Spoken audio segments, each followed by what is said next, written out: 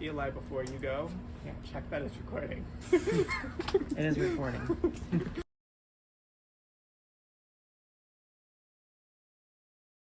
Hello and welcome back to Ben and Danielle Reviews.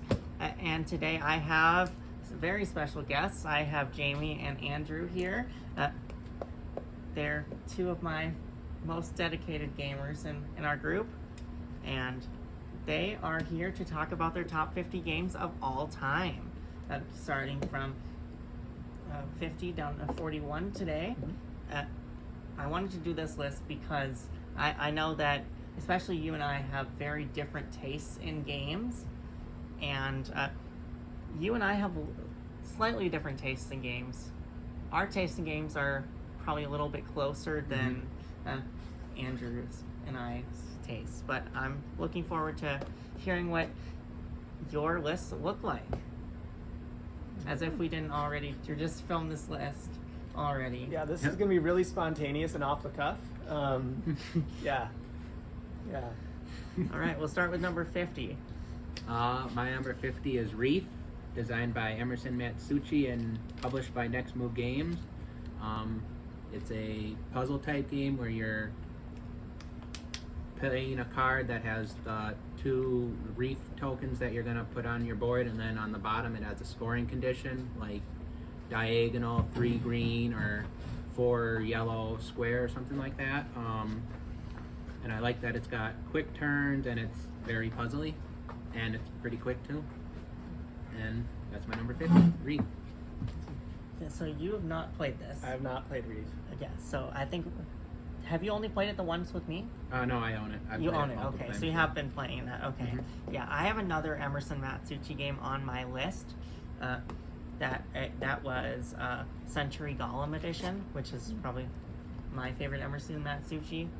I want to try, what's the city one that they have? That he has with the massive game, Glory to something. Glory to Rome. Yeah, Rome or something. Yeah, the Rome one. Or no, No, that's not Foundations. Of Foundations. That's of it. Rome. I was going to say, Glory to that's Rome very is a different. different person. Very different game. Person who we'll be talking about shortly. Yes. All right, yeah, so that is, not my favorite ocean theme game, not my favorite like pattern building game, but it's one that I do appreciate. All right, so that is Reef, number 50. Yep. All right, your number 50. My number 50 is Pictomania from Vlaada Chvátil. It just beat out Vlaada Chvátil's other party game, Codenames, which is my number 51. But Pictomania is a simultaneous drawing game where everyone is drawing at the same time, trying to draw as fast as they can so they can put down their drawing and then look as fast as they can at everyone else's drawings, try to guess what they're drawing as fast as possible, and grab a bonus chip before anyone else can. So it's a very hectic drawing game. And since everything is being done really fast, you're drawing really fast, you're guessing really fast, you're going to mess up everything. So your drawings are going to be horrible, your guesses are going to be wrong.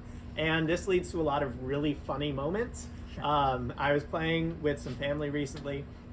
Someone just drew the wrong thing, and we all thought he drew a bowl badly.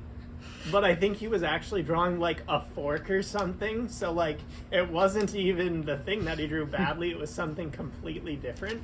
So like that just broke all of us. It's a pretty uproarious game. Sure.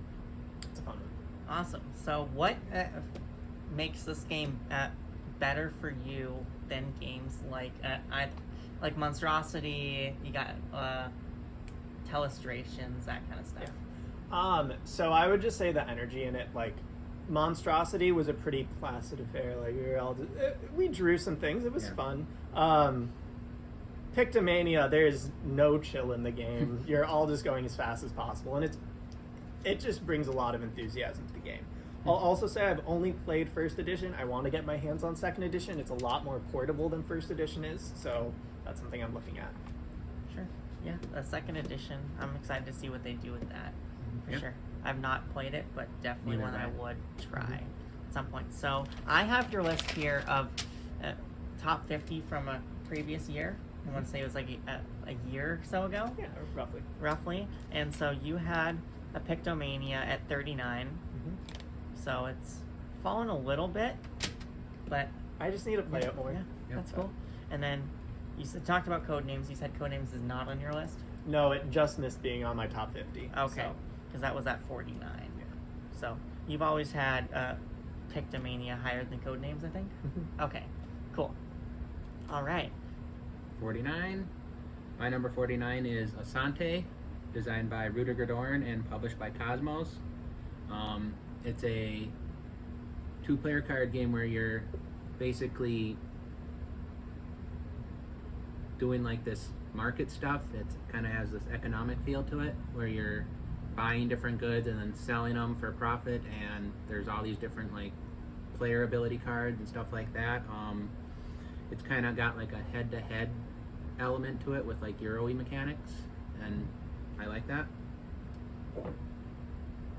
So these are some of the older 2-player Cosmo games, like some of the the original 2-player Cosmo stuff. Mm-hmm. And so, is this the first version, or was Jambo the first I think version? Jumbo was the first one, Okay. which I've never played. Okay, because I've had a chance to get both copies Mhm. at one point in my life, and I didn't do it. Mm-hmm. I probably should have, but yeah, hopefully they'll reprint it at some point. Yep, that's what I'm hoping for. Yeah. Yeah. Never played that one yourself? Never played that one. Okay. From the description, it sounds like another 2-player card game. Yep. But I have not. I need to know more about it to make that comparison. The 2-player card game I'm talking about is Hypur. Are they at all similar? This one's definitely got a little more to it, and it's Okay. got more like Take That and stuff. Okay. Yeah. So I like Jaipur a lot. It's in my top 50. So if we're comparing the two, maybe I'll have to try to actually get a copy of that. Or Jamie, you want a copy of that? Yep. Okay, I'll have to try yours maybe. Yeah, we can do that. Okay. All right, number 49 for Andrew. All right. My number 49 I have here is Kodama the Tree Spirits. This is a nice 2 to 5 or 2 to 6 if you have Kodama Duo mixed in card game. That's just really zen. It's a really peaceful experience. What you're trying to do is you're building out these trees. Now, as you build trees, you're trying to line up different features on the card. So they might have stars or clouds or caterpillars. And you're trying to make like connected lines of those features leading back to your trunk.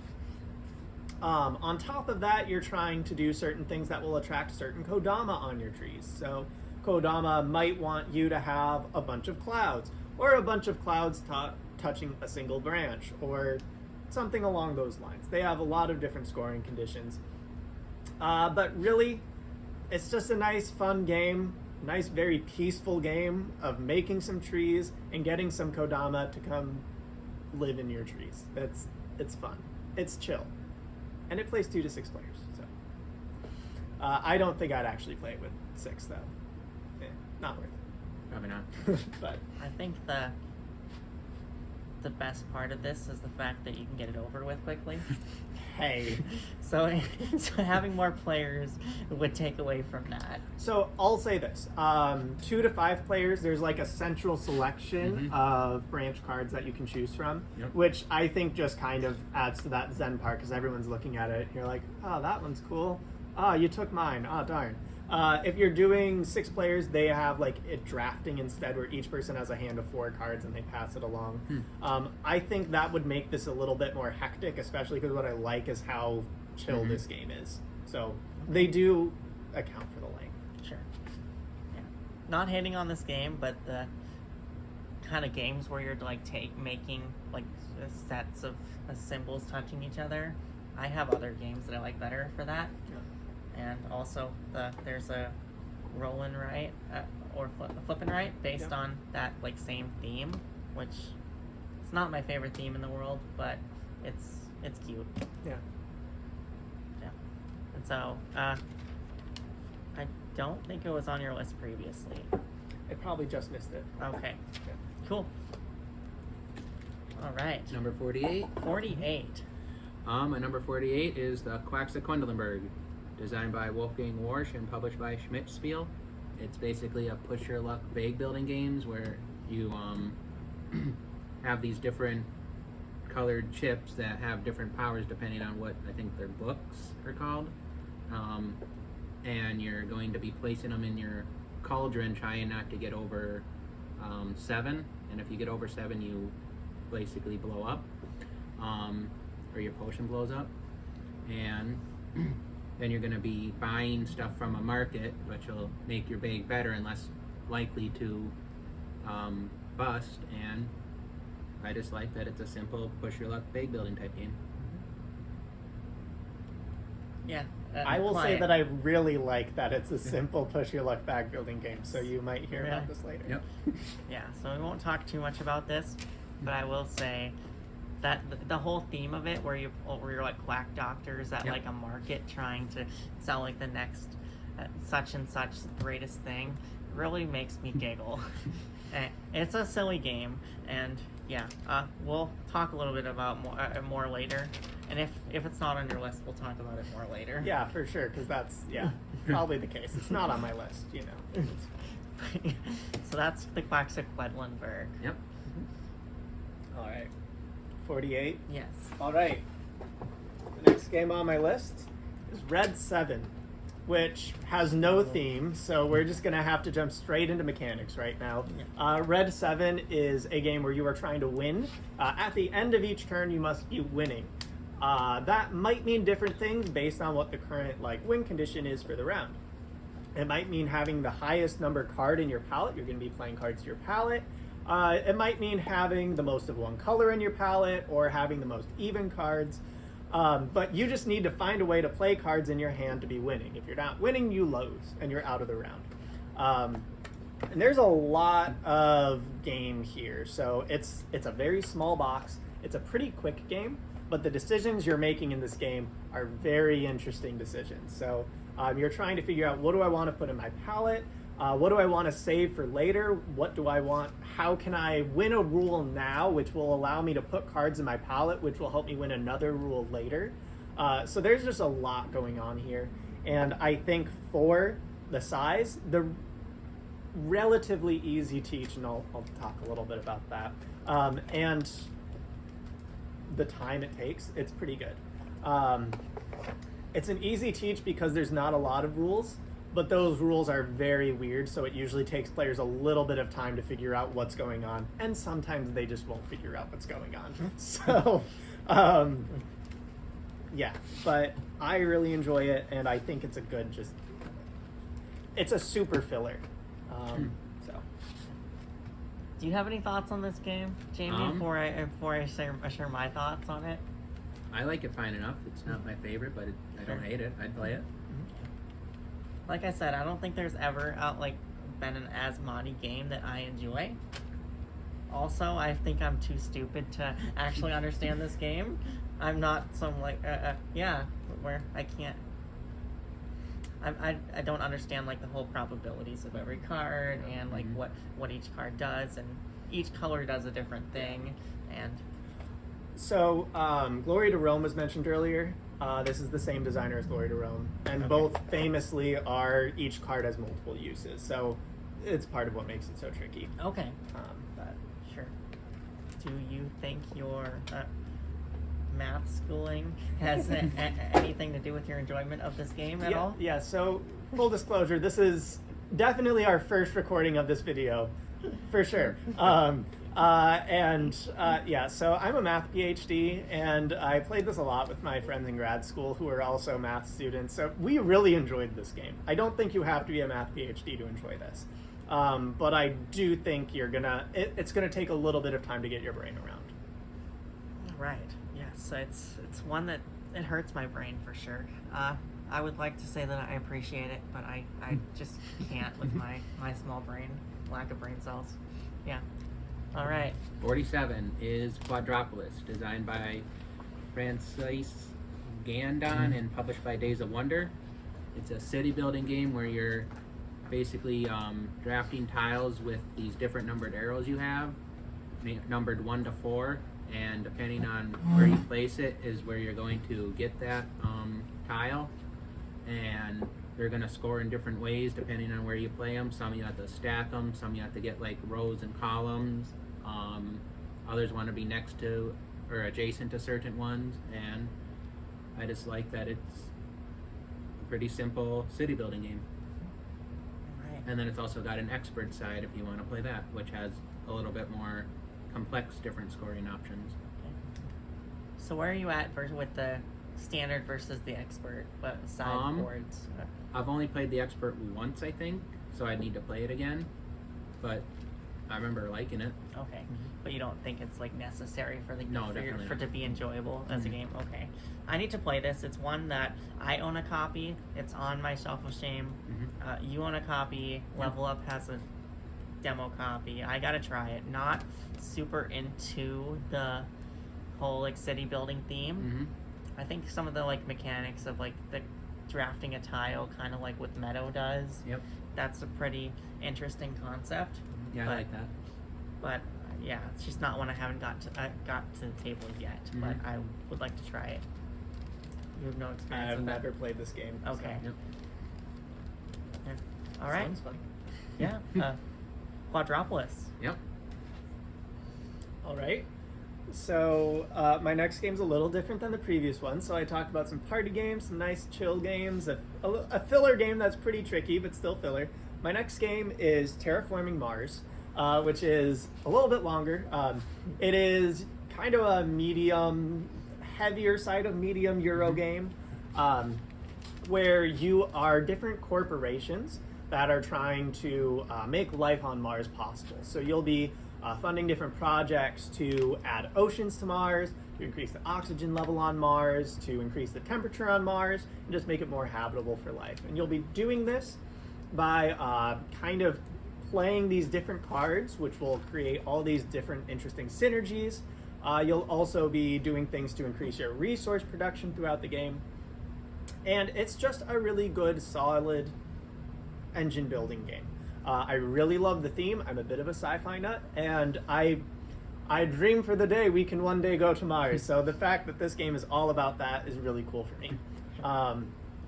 So yeah, it's not my favorite Euro game, which is why it's not much higher on my list, but it's definitely a very solid Euro game and one that I would never turn down playing. So yeah. So we've played the Ares Expedition, which is Yep. the card game version. Have you played the big box version? Nope, I want to. Okay. Yeah. One I've never got to try. So, how long do your games of this usually take when you play it? I have not timed them. I would say 2 to 3 hours is Okay. about right. Okay.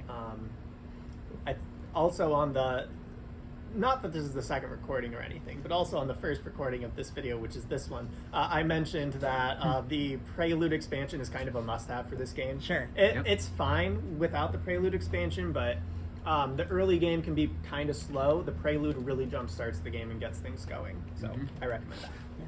So, I have not played the big box version. I know with the Ares Expedition card game version, they kind of made it a little quicker. They add like the race for the galaxy kind of mechanic of action point selection, and it's fun. I enjoy it a lot. I would try it at least once to say like, hey, I've played the big box version. I know the theme isn't something that super interests me, but it's one like if it was like they put out like a TV show for it or something trying to terraform Mars, like hey, I'd check it out. But yeah, terraforming Mars. I know the components for this game bother me a lot. That's fair. It bothers me a lot, and so like the little kitty placemat that they give you for putting all your pieces on, they don't stay in place. The cubes are terrible. The paint chips off like immediately, and the card art really bothers me. Well, as far as the cubes moving, you just need to play the first edition of Eclipse when your friend nudged their things and actually gave themselves an extra action the entire game because they did that. And then you can tell me about cubes not staying in place. So All right. Yeah. So I want to see like where this if it. Yeah. So 45. So it stayed pretty similar. So we got Red 7 and Terraforming Mars 46 and 45, and it's 47 46 this time. Okay. So. 48, 47. 48, 47. So basically same spots and same order. Cool. Yes. one of these days we'll have to try it when Yep. we have an extra like 3 hours to. Yeah. All right, but we have other big long games to play as well. Yep. There's a particular laugh for one that probably won't get played, but if it does, no one will have fun. Hey, and that one's Food Chain Magnate. So one day. One day, as in we have to do it pretty soon. All right, let's make that happen. Okay, my number 46 is a game called Arboretum. Okay. Yep, the mean tree game. It's basically kind of in a way like Lost Cities, where you have to get the cards down like one to. Oh, yep. Go ahead. Lost my train of thought here. You're basically trying to line up the trees by like the color and then also the number. You can have the different colors, but you're going to score less. And then the mean part about it is, depending on what color cards you keep, your opponent might not score it if they don't have higher numbers of cards in their hands, and it can get pretty mean. And I don't know, I just like it. So I have problems with this game, but I want to hear Andrew's thoughts first, because you own this game. We all three of us own a copy of this game, and it gets played like 0 times a year. So for me, I wish I liked Arboretum more than I do, because I really like that type of game.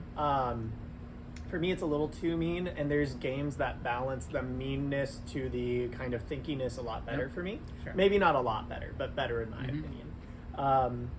So I don't play it just because there's other games I like a lot more. But I wish I liked it, and I know it's respected as one of the best card games of all time. Yep. So. And when I think of all the games that you like Arboretum just falls under that category. It does, yep. And so for me, like, I have a problem with it. Not even the game's fault. Like, it just gives me that sense of like I'm looking at like all the pretty pictures of the trees. I'm seeing this beautiful cover art, especially for the new Renegade version. And I'm thinking, oh, this will be a fun, exciting. Come play a board game with me. It'll be fun. It'll be exciting. And then it's this really mean experience that I just makes people never want to play games with me again. And that, I don't know, it just rubs me the wrong way. Maybe it's just my like interpretation of what this game should be, looking at it versus what it actually is. And so the first time I played this is with my ex-girlfriend at the time, and Alex, and we played it, and I was able to get her to walk her out of points the whole game, and so she had 0 points. Oh, wow. And it was, which apparently is actually like pretty doable. I don't know if that means like, hey, I'm a genius, or hey, we really didn't know what we were doing. But I can make myself feel like, hey, I made someone cry, kind of. But yeah, it's not an experience I want to experience more than a couple times a year. Not knocking on your pick. That's just just my thoughts on the game. All right. My next one is once again a pivot. We are changing from Terraforming Mars at 47 to Meeple Circus at 46. So Meeple Circus is a dexterity game. It's a real-time dexterity game where you have this little acrobatic circus of meeples, which you are trying to stack in different configurations to score points, but you're trying to do this really fast. So you're going to be really bad at it, and they're going to fall over a bunch. And then there might be, some words said as they fall over a bunch and you try to rebuild them. But there's some interesting, well, first of all, it's a really cute game. Just the idea of these meeples in a circus is wonderful. There's these special performers, like you might have a seal that's trying to balance a ball on its nose, or a clown that wants to fall from on top. There's a lot of character in this game. And it's a fun game. I played it with my niece a lot, so that makes it a little bit more special for me. And there's some interesting scoring. That's what I was going to say earlier. So like, depending on what scoring cards are out, you might be trying to balance a beam on top of 2 acrobats' heads, or you might be trying to stack your acrobats. So there's a lot of variety there. But yeah, I enjoy it. And I enjoy playing it with people who are close to me. So it's a fun game. Jamie, what are your thoughts on Meeple Circus? Because I know we've only played it the one time. I like the dexterity element of it. I like the first 2 rounds of it, and then the last round it makes you do like stupid things, like hop on one leg or do something else, and I didn't like that part of it. But I don't mind like the timing, because you get timed, and that's where some of like the stress can come in. But the stupid stuff is what I didn't like. Okay. Yeah. So it kind of like takes you out of your comfort zone a little bit with your dexterity. I feel like So you are not alone on that third round not being your jam. I've played it with people that get to that and they're like, no, I'm no. no. So yeah, that's not uncommon. So you kind of have to go into it. If Yep. that's That's if what I that's would going do. to put you off, it will put you off. It's not going to surprise you. I'd play it. I don't mind doing that, but Yeah. it's not my favorite thing. Yeah. I appreciate dexterity games like that, just for the silliness of it. As long as you're not someone that takes games too seriously. Yep. I know we've had people in the past in our gaming group. I know, and we still have a couple people that come that they take their games way too seriously, and they will never actually play like a silly dexterity game like this. Whereas, like, we'll play games like that and enjoy them. It might not be my favorite game. I will say that giant size version though looks super fun. I would totally play that version. I would too. Yep. I did play it at Gen Con. It was fun. Yep. So Yes. Right. So I think it's dropped a little bit for you. yeah. So 32 last time. So it's just lack of play or just other. So it's good but not great. It's pretty good. It's in my top 50. And it does get that extra bonus from like kind of the personal element for it too. Sure. But it's not necessary. Like there are flaws with the game, and again, it's definitely not for everyone. That does not stop me from putting some games on this list though. Yep. Yeah, but that's the thing with our list though. These are our favorite games. Not like Yep. we're not saying that this is the best game ever, even though we are. But yeah, and also the people you play with and the experiences you have do have a major contributing factor in your list. Yep. For sure. All right, and I want to see Number 45. 45. My number 45 is Dragon Castle, designed by Hjalmar Hawk, Luca Ricci, and Lorenzo Silva, published by Horrible Guild.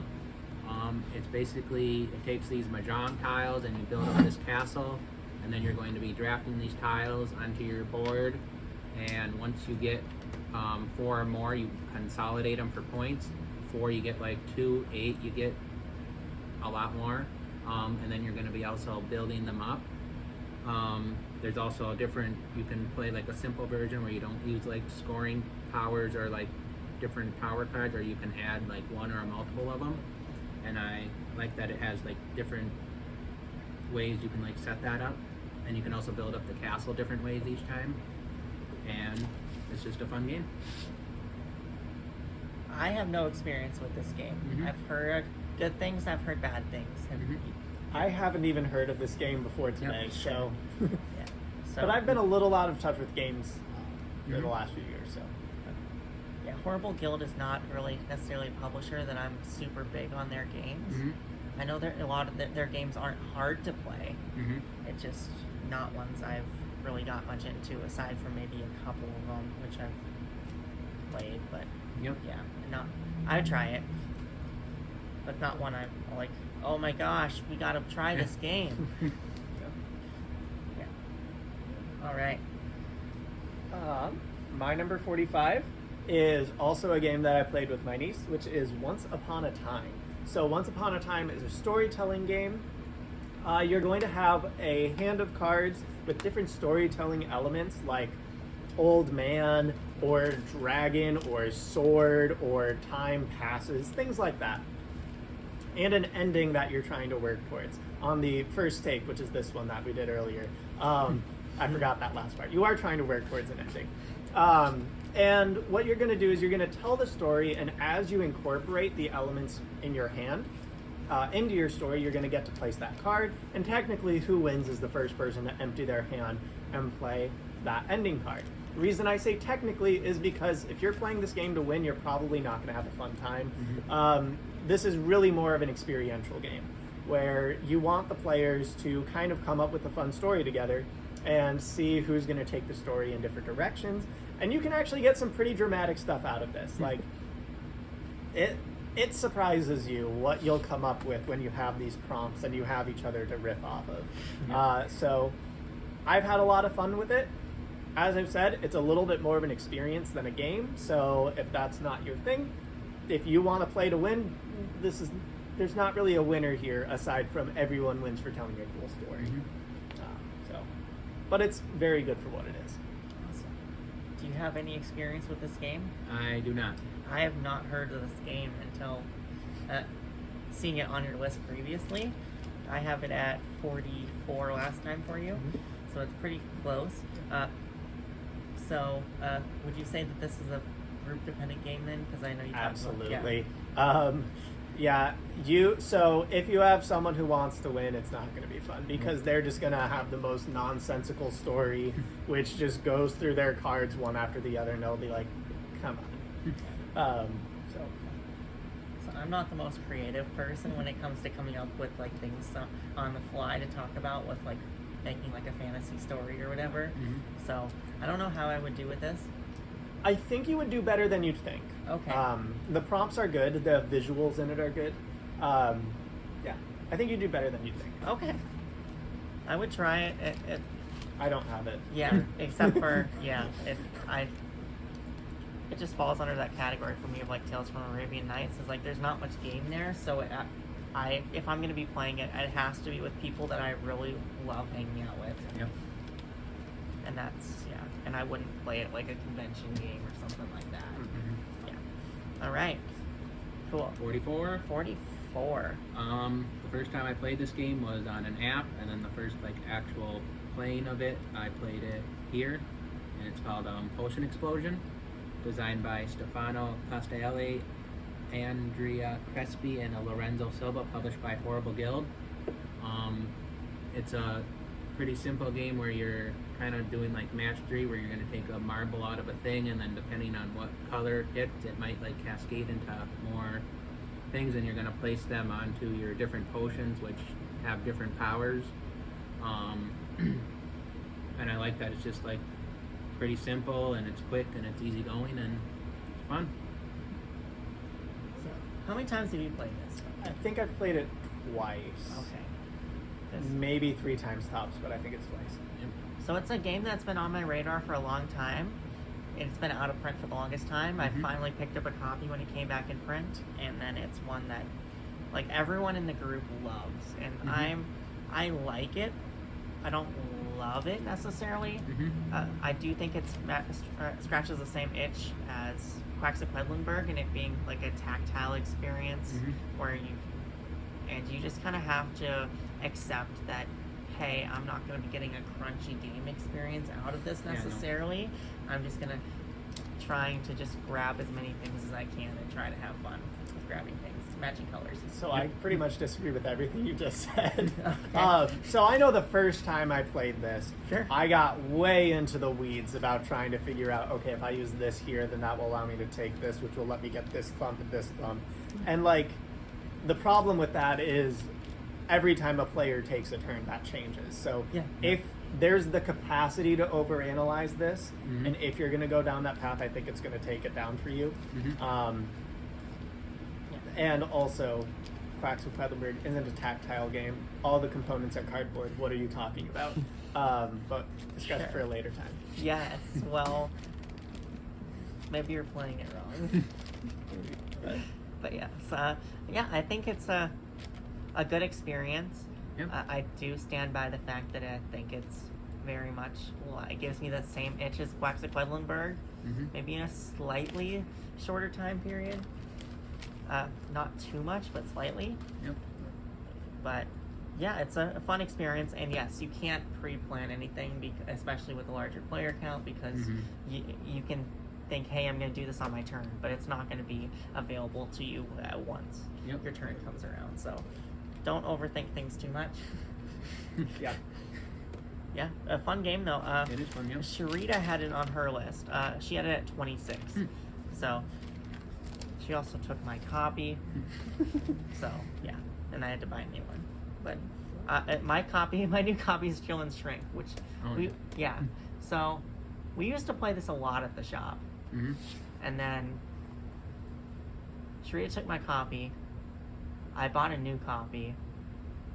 It stayed in Shrink ever since. So all of a sudden, it just like stopped getting played for some reason, and I don't know, but I'm okay with it, I guess. But I guess we'll have to break it out then if it's in your top 50. Yeah. All right, sounds good. All right, what are we on now for you? My next game is Chinatown. Oh. And I like to describe Chinatown as the best parts of Monopoly and the only parts of Monopoly that are good. So we just strip away everything about Monopoly, which is bad, which is admittedly a lot of Monopoly. And we really focus on things like trying to get majorities, negotiating with other players. And what this is it is pretty much a freewheeling negotiation game. At the beginning of each round, players are going to get some plots of land that are theirs, and they're going to get some businesses they can build. And then after that happens, it's free reign. So everyone can negotiate trading who owns which property of land to try to get little clumps next to each other. They can trade the businesses that they haven't built yet. They can trade those so that they can try to get a lot of the same business and build them on a connected clump. Because the larger the business that's in one piece, the more it will score each round.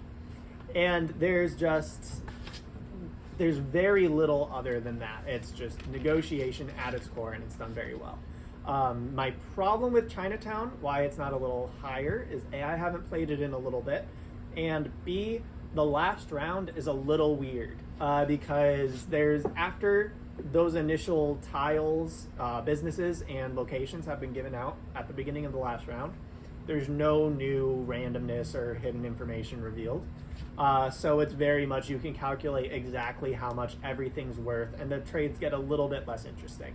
But aside from that kind of weird last round, it's a very solid negotiation game that, again, I think if you like Monopoly for the negotiation, play Chinatown. Okay. Yeah, so this one seems a little bit punishing, especially if you don't know how to negotiate well. Yeah. If you're not a game shark. So this is another one that's going to be group dependent because those negotiations can get brutal, and they can get brutal, and you need to kind of put yourself out there because you're going to need to get, if you're going to win, you're going to need to negotiate to get the things that work well for you. That's what I'd say about it. Okay. Yeah. Okay. Yeah. I know there's a new version out because this version I don't think is available anymore. Yeah. But the Waterfall Park, I think it's called. Yeah. So I'll say this is my main hesitation about Waterfall Park. As I mentioned, the last round problem with this one. Waterfall Park is one round shorter, so I'd be worried that a larger percent of the game is that weird last round. Everyone knows how much everything's worth. That's why I'm a little worried about that one. Okay, because that's what I heard is that it fixes that problem, which I'm sure some people really like that problem. Where I don't know, I have to try it, but yeah, I'll buy this. I'll try this version before I commit to buying any sort of more negotiation auction games. Yeah. So Chinatown. All right. Great. Good choice, I think. All right. What number are we on next? 43. 43. All right. It's the Isle of Cats, designed by Frank West, published by the City of Games. It's a polyomino game where you're going to have these cats that cost either 3 fish or 5 fish. You're going to have a hand of cards that you draft that have how many baskets maybe you could get to be able to draft the cats, different scoring cards or different like powers. And after you do that, you're going to decide how many baskets you want to play down, and then you're going to start rescuing the cats, and then you're laying down the cats on your boat for different things, like some want to maybe be on the edge on certain scoring cards, and then once you get 3 or more of a certain color, that creates a family of cats, and that scores, and then you can keep building that up, or you could try to create like multiple different families of cats. And it's just a polyomino game that I like, and it's kind of puzzly, and I like that. Yeah. you seem to really like those puzzly sort of games. Yep. Yes. And what are your thoughts on the theme of the game? I'm not the biggest theme person, Okay. but it's fine. Okay. It's So fine it theme. doesn't pull you away from it at all? No. Okay. How many times have you played this? I don't. I've played it a few.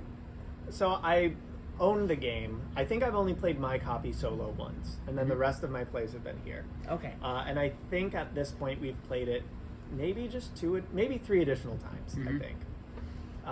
So the problem with when we've played it is we've always played it at really high player counts. Yep, and I don't like that at all. Yeah. No. So Yeah.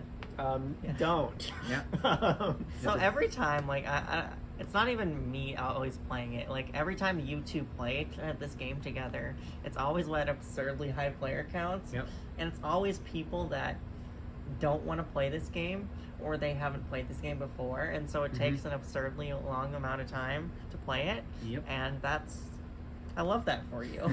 Because I'll be getting done with like 3 games Yep. at a time, and then y'all will still be playing. But yeah, I enjoy it. I definitely want to try it with lower player counts again. Definitely not at 6 with the expansion with expansions included. I have it at 22. Yeah, so cats is a theme that it's either you really love it or you hate it theme, and I like the theme of it myself. I don't know how you feel about like having to rescue cats. I feel obligated to rescue them because I know that horrible things are going to be happening to them if I don't rescue them. Yeah, rescue those cats, everybody. Yeah, so Isle of Cats, that's a good that's a crossover with me. So Yep. yeah, awesome. All right, you're number 40 something. Yep, 43. 43. On a similar note, my number 43 is Cat Lady. Okay. So, Cat Lady, I've only played it a couple times, so I might get some of the rules wrong here and there. But it is once again a game about cats. There's this grid of 9 cards, and each turn you'll be taking either a row or a column from that grid. And those cards are going to be cats, which you are going to collect, and they'll score you points. But in order to score you points, you need to feed them. And as in Isle of Cats, feed your cats, everybody. Don't let them starve. So you need to collect food to feed the cats that you've gotten. You're also trying to collect sets of toys. Are there costumes? Yes. I think there's costumes in this game. costumes, yes. So you also are going to be collecting those. And it's just a really nice, simple drafting set collection game. The copy that I bought was a gift for my niece. I believe I like it more than my niece does. I kind of wish it was my copy. However, here we are. So, but yeah, I liked the plays that I got of it. Nice, simple drafting, not too challenging, but there's a little bit of thinking there. And I get emotionally attached to the cats that I've collected, so it's good. All right. Yes. So every time I teach this game to someone, I tell them specifically, hey, if you're going to take cats, you've got to feed them or else they're going to die. And then they take a whole bunch of cats, grab a little bit of food, and then like 12 cats die of starvation. And it's like, come on, you have negative points now. Yeah. But I think it does do a good job with what it does. It does open drafting very well. Whereas like some games like Sushi Go do closed drafting. This is like open drafting where you're just drafting from a 3x3 grid. And I do like the squirt bottle idea where you can move the cat somewhere. You like shoo cat. I'm trying to take this column. But yeah, so there's plenty of things you can go for. You can go for trying to get the most cats. There's toys, of course, and costumes, which will give you bonus 6 points. And there's also the lost cat ads. You can turn 2 of those in for points as well. So yeah, it's a fun concept. I like a lot of the other flat out games better. Like there's like Point Salad. I have the Pokemon one, which I enjoy. Also the trio of like Calico Cascadia and Verdant, those. Yep. So I'll say this just so there's no surprises later. I believe this is my highest rated Cats game, which might be a little controversial. Wow. Okay. I like the others. I like some others that have been mentioned today. But this one I think the simplicity and again the people I've played it with move it up a little higher for me. it's definitely probably the simplest of the cat games. Yep.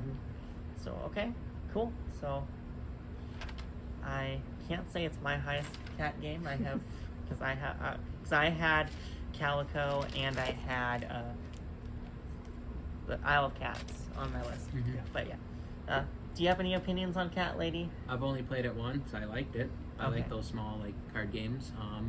I'd want to play it again. Yeah. For me, it might just be a little too simple, Mm-hmm. but that's also my problem with Sushi Go. So And I couldn't have bought it for my niece if it was more complex. So there you go. yes, Mhm. it Yep. does what it does, Yep. and I can't hate on that. Yeah. It's just not going to be in my top 50, and that's okay. Yeah. Yep. All right, 42. 42. All right. This has 3 different games in the series. There's the original, there's Architect, and then there's Duel. I like the Duel version the best. Seven Wonders. Seven Wonders Duel. Okay. Yep. Designed by Antoine Bauza and Bruno Cathala. It's a kind of card drafting game where you have like a pyramid of cards lined up, and you're gonna take one, and then your opponent's gonna take one, and then you might reveal other ones that are face down. There's 3 different ways to win, which is cool.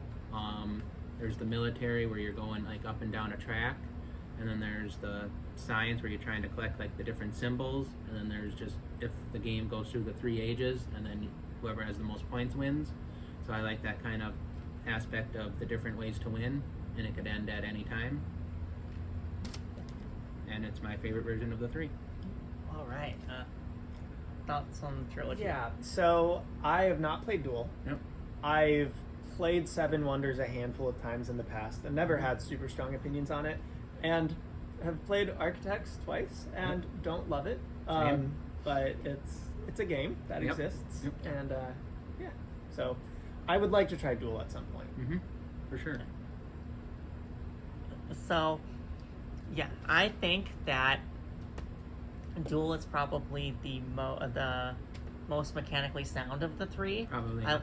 I like the sort of open drafting that we talked about with Cat Lady. Mm-hmm. So the Architects and Duel have the more open drafting, whereas games like the original Seven Wonders and Isle of Cats are closed drafting. Yep. I think it tends to make for more interesting decisions sometimes. Mhm. Yeah, so more a mechanically sound version, and I like the options of different ways to win, and like you are actually like worried about things that your opponent does. Yep. Whereas with Seven Wonders, a lot of times, especially on the non-competitive level, people are just trying to do their own thing, what Yep. they want to do, versus with Seven Wonders Duel, I'm forced to do things that might not be as fun for me, but it's Mhm. going to stop you from really getting the edge over me. Yep. And that's an interesting concept. I like the original Seven Wonders just because of the fact that it plays 7, Yep. That's the good thing about it. but the 2-player head-to-head version is pretty solid, and Mm-hmm. it's pretty close to that same level for me, Yep. even though it feels like a different experience. Yeah. All right. 42? 42. Oh, 42. I played this one yesterday. Yesterday. It is Not Alone. All right. So Not Alone is a 1 versus all game where most of the players have crash landed on a planet and they are trying to escape. They're trying to signal someone to come pick them up or whatever. However, one player is the creature that lives on this planet, which is trying to assimilate them into the planet and kind of make them stay forever. So players are going to be on the opposite side of the track. The good team, the all, are going to be trying to move their marker forward to escape, whereas the creature is going to be moving their marker forward to assimilate everyone.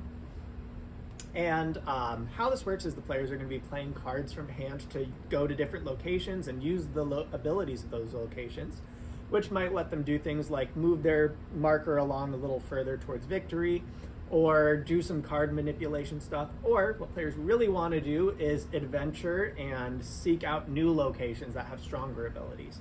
Mm-hmm. So that's what the players are trying to do. But then the creature is going to be hunting them down, and he does that by choosing a location and then he catches anyone who chose that location on their turn. So players need to be kind of in the head of the creature. Where do you think we're going to go? And how can I avoid your hunt token? Whereas the creature's like, haha, how am I going to catch all the players? There's a lot of mind games in this. When we played yesterday, it was a super close finish, and I think everyone's heart was beating at the end. Like the tension was palpable, and it's a pretty solid game that plays from 2 to 7. 2's a lie, don't. A little bit, probably 4 to 7 is what I'd recommend for this one. And it comes in a small box. It's not too bad of a teach. It's supposed to take 30 to 45 minutes. It did not take that time yesterday. It took a lot longer. But it's pretty solid. And a cool theme. And wonderful artwork, right, Ben? Yeah, totally. It's definitely not one of my least favorite card arts ever. But the box art's kind of cool. But I don't like the interior art. I think it gives me the same kind of feeling as Race for the Galaxy. But yeah, so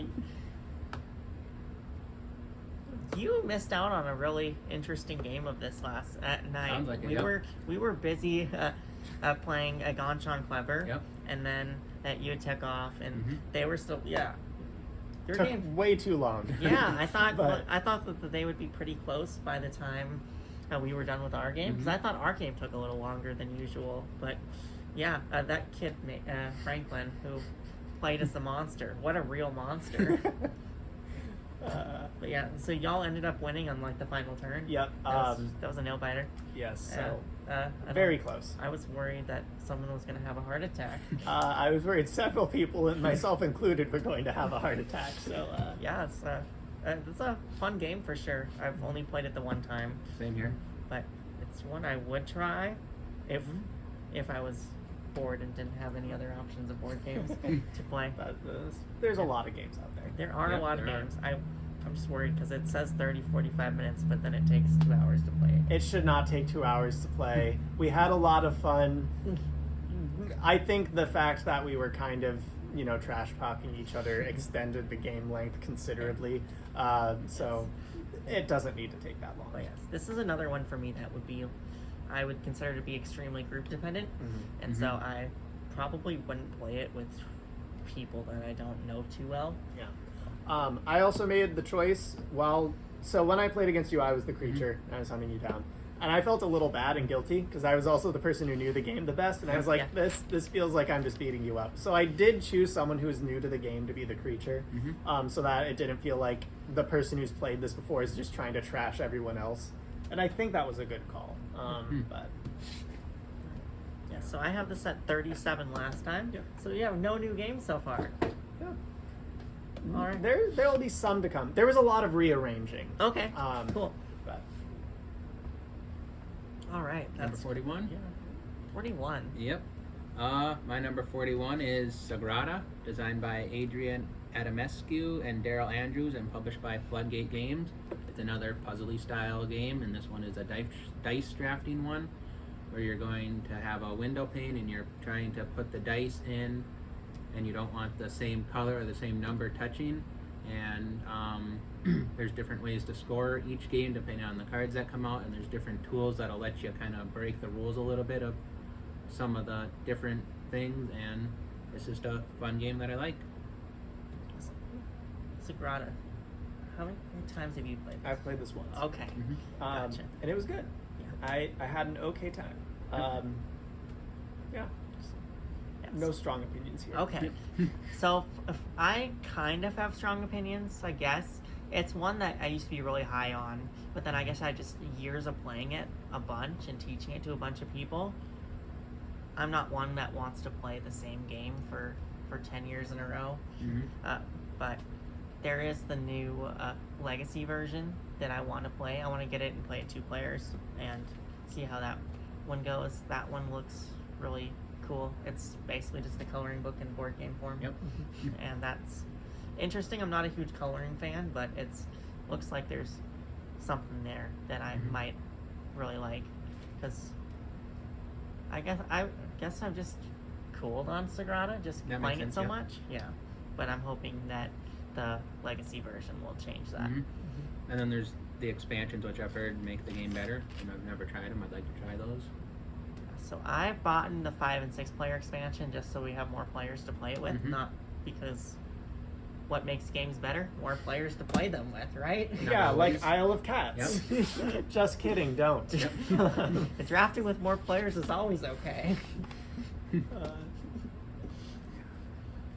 All right, and so 41, awesome. Yep. And now 41.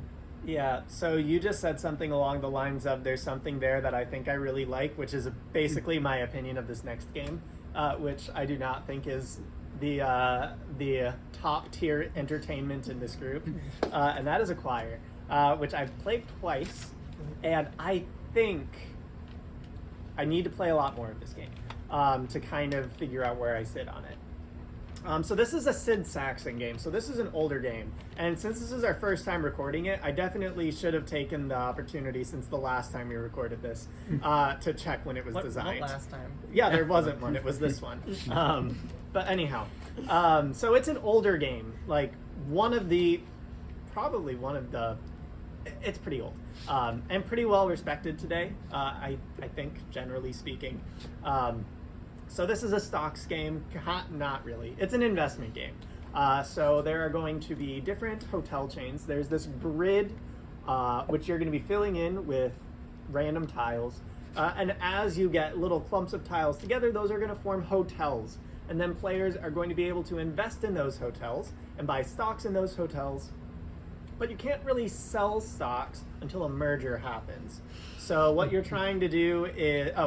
So you're capitalist swine. This is like super dry economic Euro game. Well, it's not even Euro, it's American. It's super dry economic. So you're really trying to figure out which hotels are going to be merging soon so that you can invest in those and get a quick buck so that you can then invest in hotels that you think are going to be the biggest hotels at the end of the game so that you can get stocks in those. And I think there's a really good game there. I've played it twice. I played it once at Gen Con with some Acquire veterans, and I think we had a good time. That was a while ago, but it was enough that it was on my to-buy list pretty much from that point on. Sure. And then we played it once a little while ago, and I think we went a solid 30 minutes. Here, we played it once. I think we went a solid 30 minutes with no mergers happening, so it kind of felt like nothing happened for a really long time. I hope that's not typical of the game. Maybe it is, maybe it isn't. But I really want to give it another go or two to see, because I think I'm a fan of dry economic games, and this seems like it's probably a really good one. But I do want to get a little bit more plays in there.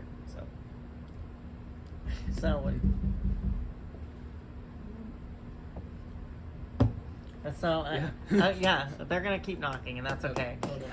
So, what are your thoughts on this? It's not my favorite. I played it once. I actually own the older version and never played it. I didn't really like it that much, but Okay. it could have just been the first play. I'd have to play it more. So That was the play yeah. where 30 minutes Yep. and nothing Yeah. happened. Mhm. So I kind of weaseled out of playing this game. Yep. It's one I would play, but yeah, we got to make that happen at some point. Mhm. I feel like my economic games, I don't like them as dry as you do, but hey, I think they're meant to be dry. Maybe I don't know. That it was number 30 for you last time, so it did stay.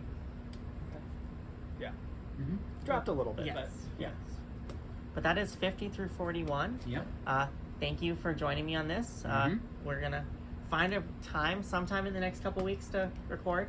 Yep. It But will not be next week. it won't be next week, and it won't be Easter. Mhm. But thank you everyone for watching. Have a great rest of your day. Bye. Bye. Yeah.